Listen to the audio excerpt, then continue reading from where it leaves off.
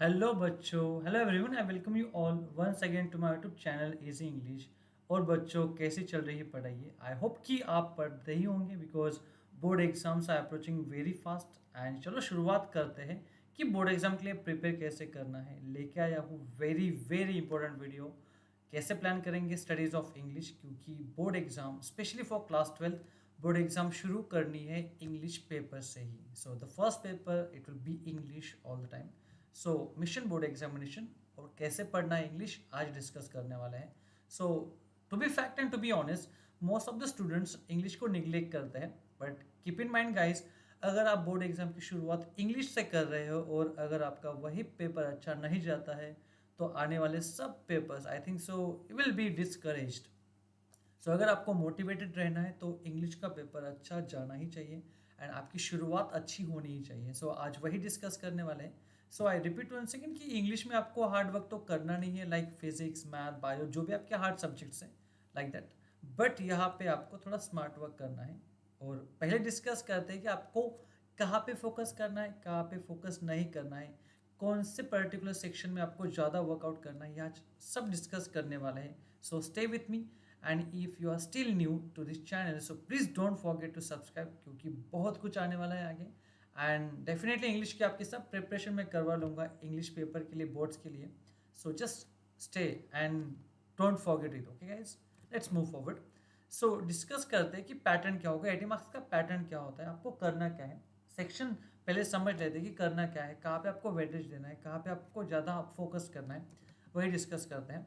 सो आपका जो section first होता है, मतलब क्वेश्चन नंबर 1 होता है, आपको दिख रहा है यहाँ पे गाइज। क्वेश्चन नंबर 1A ये होगा आपका सीन पैसेज, ये आपको पता है, ये होगा 12 marks. And to be honest बहुत स्टूडेंट्स को पता नहीं होता कि पैटर्न होने वाला क्या है।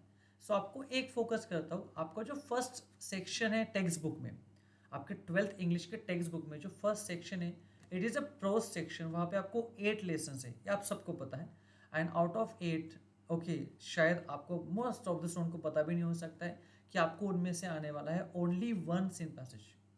Okay, yes, only one scene passage of all 8 lessons। Okay, इतने 8 लेसन हमें पढ़ने हैं। कुछ तो बहुत बड़े बड़े लेसन है, टीचर्स को 3-3 4-4 लेक्चर्स लग जाते हैं और हमें वो पढ़ने वाले हैं only for 12 marks. 8 lesson for 12 marks, याद रखना गाइस। उसमें भी देखो 12 मार्क्स में से 2 मार्क्स का तो ग्रामर होता है एंड 2 मार्क्स का तो पर्सनल रिस्पॉन्स होता है। तो ग्रामर एंड पर्सनल रिस्पॉन्स के क्वेश्चन होते हैं, उन पे उनके रिलेशंस और उनका कोई संबंध नहीं होता है सिन पैसेजेस से। सो मोस्टली लेसन से उनका कुछ लेना देना नहीं होता है। फिर भी अगर हमें A4 मार्क्स माइनस कर लेते हैं तो आउट ऑफ 12 हमें रहते हैं ओनली 8 मार्क्स। सो याद रखना, हम 8 लेसन्स पढ़ने वाले हैं ओनली फॉर 8 मार्क्स गाइज। सो मैं वही बोल रहा हूँ कि जो आपका प्रोज सेक्शन है, जो 8 लेसन्स है, ज़्यादा उन पे फोकस करना नहीं है, उनमें टाइम स्पेंड मत करो। I repeat one second. Okay, so वही मैं कहना चाहूँगा कि 12 मार्क्स उसमें से भी हमें 8 मार्क्स के लिए ही प्रॉपर क्वेश्चंस टेक्स्ट बुक पे आने वाले हैं। 2 मार्क्स के ग्रामर क्वेश्चंस, वो तो ग्रामर हम साइड में पढ़ने ही वाले हैं यहाँ पे इस चैनल पे। एंड पर्सनल रिस्पॉन्स तो आपको आपका ओपिनियन होता है, आप कैसे भी लिख सकते हो properly, it's not much challenging actually. But हम 8 मार्क्स के लिए 8 लेसन पढ़ने वाले हैं। So please don't pay lot of time over the lessons. एक बार पढ़ लो and please ignore it. Okay, ज़्यादा वहाँ पे टाइम स्पेंड नहीं करना है। आगे देखो, क्वेश्चन नंबर 1B होता है आपका grammar. Actually it is unseen grammar. इसमें क्या हो सकता है, इसमें डायरेक्ट इंडायरेक्ट आने के चांसेस ज़्यादा होते हैं। बाद में एक स्पॉट द एरर तो कंफर्म आएगा, मे बी डिग्री हो सकता है, क्लॉजेस हो सकता है, कोई भी ग्रामर क्वेश्चन यहाँ पे आ सकते हैं। बट ये 4 मार्क्स का क्वेश्चन होगा। तो first question, question number 1, A+B हमारा टोटल होगा 16 मार्क्स का, याद रखना गाइस। 12+4, सो 16 मार्क्स का आपका पहला सेक्शन है। मतलब यहाँ पे हम बोलेंगे प्रोज पे जो भी आपको सेम पैसेज आने वाला है और ग्रामर, ये होगा 16 मार्क्स का। ये पहले समझ लो। और मैंने बोला है कि आपको 8 लेसन्स पे ज़्यादा फोकस नहीं करना है, एक एक बार पढ़ लिया, that's it. Okay, don't pay much attention to it, याद रखना है, ठीक है। आगे देखते हैं, क्वेश्चन नंबर 2 आपके सामने होगा एंड इट हैज़ 3 सब question. Question number 2A, 2B and 2C। समझ लेना है, अगर आपको ये फॉर्मेट पता होगा तभी जाके आप कुछ कर पाओगे गाइस, नहीं तो प्रॉब्लम आएगा। पहले समझ लेते हैं, पता तो होना चाहिए सबको कि हमें करना क्या है। ओके, सो ये होगा पहले हमारा unsent passage, question number 2A मैंने बोला है, क्योंकि सेंट पैसेज तो एक ही होने वाला है टोटल 8 लेसन में से, कोई भी एक आने वाला है कन्फर्म। ये मैं भी नहीं बता सकता कौन सा आएगा, बट डेफिनेटली कौन सा एक आएगा। अनसीन पैसेज होगा for again 12 marks. Activities same होगी, जहाँ पे सीन पैसेज पे जो एक्टिविटीज थी ना, हम सेम एक्टिविटीज यहाँ पे लेंगे। ग्रामर होगा 2 मार्क्स का, वोकैबुलरी 2 मार्क्स होगी, then 2 marks for personal response, and बाकी 3 एक्टिविटीज होंगी टेक्सचुअल, जो टेक्स्ट पे कुछ फिल इन द ब्लैंक्स हो सकता है, कंप्लीट द सेंटेंस हो सकता है, कंप्लीट वेब डायग्राम, छोटा क्वेश्चन आंसर हो सकता है। ऐसे एक्टिविटीज़ वहाँ पे आपको आने वाली है कंफर्म। तो question number 2A unseen passage होगा 12 मार्क्स का। बाद में उसी अनसीन पैसेज पे means exactly question number 2A, जब आप क्वेश्चन आंसर सॉल्व करोगे for 12 marks, exactly after that हमें समरी राइटिंग करना है। आपको 10th में भी ये टॉपिक था गाइस, आपको पता है। एंड यहाँ पे समरी आपको पता होगा, आपको तो 5 मार्क्स की थी 10th में, यहाँ पे है 3 मार्क्स की, याद रखना है। और आई रिपीट, बहुत स्टूडेंट को पता नहीं होता है summary. Actually I am a board exam paper checker, I am examiner for board exam 12th actually for last 12 years. और मुंबई यूनिवर्सिटी के पेपर मोस्टली मैं चेक करता हूँ, ओकेजनली कोकण रीजन के भी आते हैं। So most of the student को समरी कैसे लिखते हैं पता नहीं होता है। सो कीप इन माइंड, पहले समझ लेते हैं। समरी लिखनी होती है अनसीन पैसेज पे with suitable title. And for your kind information, ये जो 3 मार्क्स आपको दिख रहे हैं, उसमें से 1 मार्क जो होता है वो 1 मार्क होता है फॉर टाइटल। 1 मार्क आपको टाइटल के लिए होता है, याद रखना है। 1 मार्क इज फॉर टाइटल, ये भूलना नहीं है। देन रिमेनिंग 2 मार्क्स में हमें एक 8 to 10 लाइन्स में, 8 to 10 lines, not more than 10 lines, एक समरी लिखनी होती है। शॉर्ट एक समराइज करते हैं। जैसे अगर हम कोई मूवी देखते हैं for 3 hours, so if you narrate the story, अगर आप किसी फ्रेंड को स्टोरी बताते हो, आपको 3 घंटे नहीं लगते, आप हार्डली 10 या 15 मिनट्स में फिनिश कर देते, मीन्स आप उसको समराइज करते हो। यही एग्जैक्टली आपको यहाँ करना है। सो अनसीन पैसेज है, उसके आपको कुछ important, most important points cover करने हैं। एंड खुद के ओपिनियन अवॉइड करो, आपको खुद के ओपिनियन अवॉइड करने हैं। और stop giving your personal response and opinions. जो आपको वहाँ पे टॉपिक की कंसेप्ट है, just stick up with that. खुद भी आपका ओपिनियन मत यूज करो, ठीक है। सो ये हो गया अभी। Now according to new pattern हमें वहाँ पे सी भी आता है, इट इज़ माइंड मैपिंग, याद रखना है। इसके अगेंस्ट यहाँ पे नोट मेकिंग भी आ सकता है, बट चांसेस 90% होते हैं माइंड मैपिंग के। So it's very simple, like mind mapping एक टॉपिक दिया जाएगा। फॉर एग्जाम्पल, अगर किसी को पता नहीं होगा तो एग्जाम्पल देता हूँ। सपोज अगर मैं बोलता हूँ कि अब बर्थडे सेलिब्रेशन पे माइंड मैपिंग बनाना है। सो बर्थडे सेलिब्रेशन अगर आपको करना है तो माइंड में कौन सी चीज़ें आती हैं, तो माइंड में हम क्या, देखो यहाँ पे आपका सेट होगा बर्थडे सेलिब्रेशन, ये हेडिंग है। तो देखो क्या हम करेंगे, इसमें आ जाएगा फिर इनविटेशन, ओके। बाद में यहाँ पे हो जाएगा आपका, हम बोल सकते हैं प्लेस, मतलब जो वेन्यू होता है, कहाँ पे हमें प्लेस करना है, ठीक है, कहाँ पे होगा बर्थडे सेलिब्रेशन हो सकता है। बाद में हम बोल सकते हैं आफ्टर दैट कुछ फूड हो सकता है, अगर आप किसी को इनवाइट करोगे तो कुछ तो देना पड़ेगा। बाद में हम बोल सकते हैं अगर आपको कोई गिफ्ट लाता है तो हम रिटर्न गिफ्ट बोल सकते हैं, रिटर्न गिफ्ट हो सकता है। अभी देखो इनविटेशन में फिर किसे इनवाइट करना है, फ्रेंड्स, रिलेटिव्स, जो भी हो सकता है। फूड सेम, आपको जस्ट एक्सपांड करना है माइंड मैपिंग का। How your mind thinks, how your mind thinks about different kinds of sections. यही आपका यहाँ पे चेक करने वाले हैं नॉलेज, कि आप कितना सोचते हो ऑन द स्पॉट। सो ये कोई भी टॉपिक पे हो सकता है, it is called mind mapping, okay. ये सब टॉपिक हम पढ़ने वाले हैं, डोंट वरी। ऑलरेडी बहुत से वीडियो मैंने अपलोड किए हैं on different kinds of appreciations in on that, तो देख सकते हो वहाँ पे। So look at now question number 2, A, B and C, ये इंक्लूडिंग आपके टोटल हो जाएंगे। देखो 12 + 3 + 3, यहाँ पे टोटल आपकी मिलती है आपको 18 marks. So question number 1 for 16 marks and question number 2 for 18 marks. ये पैटर्न पता होना चाहिए सबको, पता नहीं होता है I think so it's definitely bad thing. So आपको पता होना चाहिए, क्योंकि बोर्ड्स बहुत ही नज़दीक आ चुके हैं and they are approaching very fast. So boards are approaching very fast, so हमें पैटर्न तो पता होना चाहिए। और हमें सब एक्टिविटीज़ डिस्कस करने वाले हैं, don't worry, one by one. So don't forget to subscribe the channel guys. So आगे बढ़ते हैं।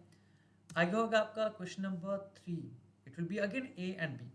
सो आपको देखो टोटल सेकेंड आपका सेक्शन है टेक्स्ट बुक में, वो होगा आपका पोएट्री का सेक्शन है, ओके। 2.1 से लेकर 2.8 तक आपकी पोएम्स आपको भी पता है, ठीक है। सो आपको 8 पोएम में से पहली एक पोएम आएगी, मतलब यहाँ पे अनसीन का तो सेंस नहीं है, सब सीन पोएम होती है। लाइक पैसेजेस जैसे अनसीन होता है एक पैसेज, वैसे आपको पोएम कभी अनसीन आती ही नहीं है, not in 10th as well. तो यहाँ पे आपको सीन ही पोएम आती है। सो फर्स्ट पोएम जो होगी कोई भी 8 में से, वो आएगी फॉर कॉम्प्रहेंशन, मतलब question answer.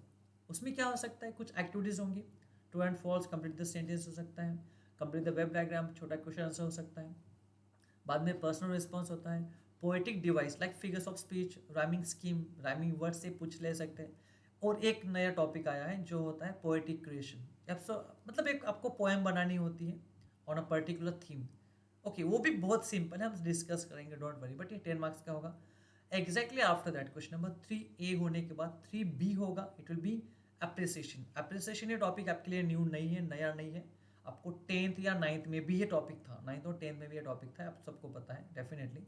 So and keep in mind, यहाँ पे 8 पोएम में से कोई सी भी दो पोएम आपको काम में आने वाली है, मतलब एक पोएम होगी फॉर कॉम्प्रहेंशन और वही पोएम यहाँ पे रिपीट नहीं होगी।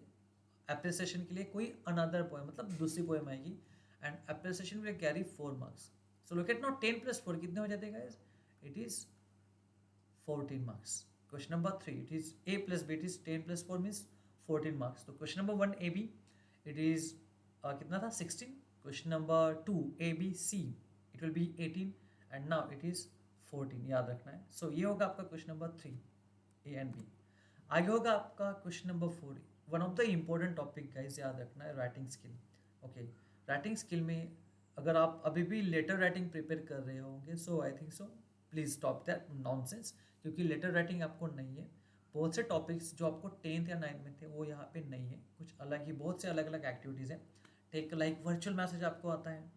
Okay, and for your kind information, आपको भी पता होगा कि यहाँ पे क्वेश्चन नंबर 4 में, ओके, यहाँ पे ए है, देन बी है, सी है एंड डी है, मतलब 4 सब क्वेश्चन है। And a good news is कि आपको हर एक सब क्वेश्चन में 3 क्वेश्चन आने वाले हैं इन ऑप्शन। राइटिंग स्किल के लिए आपको 3 क्वेश्चन आने वाले हैं इन एवरी सब क्वेश्चन। ए इसमें 3 होंगे, B will have 3, C, then D, सब में 3 होंगे, एंड आपको अटेम्प्ट करना है कोई भी एक। ओके, वो भी हम सीक्वेंस में पढ़ने वाले एक एक टॉपिक की कौन से हमें अटेम्प्ट करने हैं। So don't forget guys, it's very very important. So आपको सीरियस होना है यहाँ पे, क्योंकि ये एक टर्निंग पॉइंट हो सकता है आपके लिए, and I think so you should not lose the marks on this section. आपके यहाँ के मार्क्स कहीं नहीं जाने चाहिए। टॉपिक्स आर वेरी इंपॉर्टेंट, क्योंकि आपको ऑप्शन ज़्यादा मिल रहे हैं यहाँ पे, कहीं भी आपको ऑप्शंस नहीं। इवन इन नॉवेल सेक्शन जो आगे आने वाला है उसमें भी ऑप्शंस नहीं है, बट ऑप्शंस आपको just and just writing skill में ही मिलने वाले हैं। Okay, three options, so it's your choice.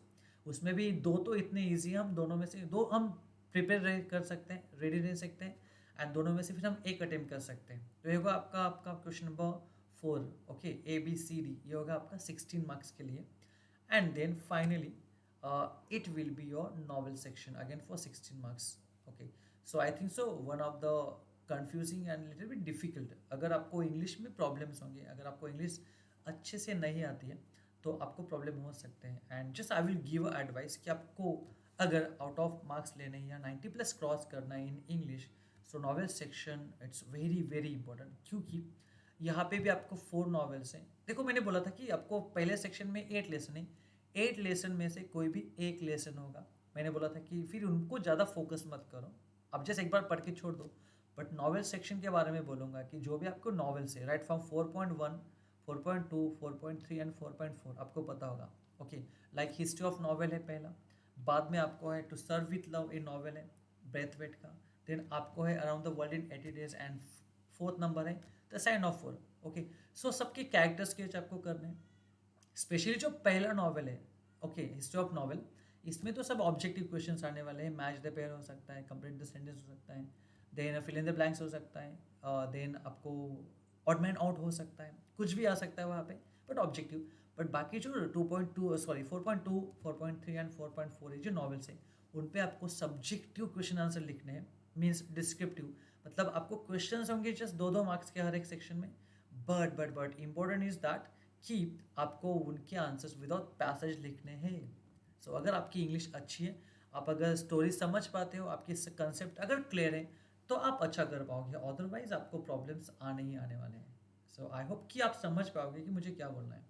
Okay, so please guys, जितना भी वक्त मिले आप वेन एवर, अगर आप आपकी पढ़ाई करके लाइक मैथ्स फिजिक्स या डिफिकल्ट सब्जेक्ट करके थोड़ा बोर्ड फील कर रहे हो, सो कोई भी नॉवल उठा लो, क्योंकि जितना नॉवल पढ़ोगे आपकी कंसेप्ट स्ट्रांग होती जाएंगी।